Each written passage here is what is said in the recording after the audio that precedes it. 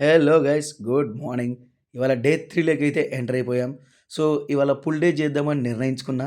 So, మనకు pull చేయాలంటే bars కావాలి. సో, అందుకోసమే మ్యాప్స్‌లో సెర్చ్ చేసి మరి ఈ పార్క్‌కొచ్చాను. యాజ్ ఇట్ ఈస్‌గా వార్మప్ మొత్తం ఫినిష్ చేసుకున్నాను. పుల్ చేయాలంటే హ్యాండ్స్ కొంచెం స్ట్రెచ్ చేయాలి. సో, అందుకే చిన్న వర్కౌట్ చేశాను. దాని తర్వాత వెంటనే బార్ హ్యాంగింగ్ చేశాను. హ్యాంగ్ చేసి హ్యాండ్స్‌ని బాగా స్ట్రెచ్ చేసుకున్నాను. తర్వాత పుల్ చేద్దామని ట్రై చేశాను. ఒక్కటంటే ఒక్క పుల్ కూడా సరిగ్గా తీయలేదు. ఒకేసారి 10 కొట్టేవాడిని. ఇప్పుడు ఒక్క కొట్టడానికి నానా తంటాలు పడ్డాను.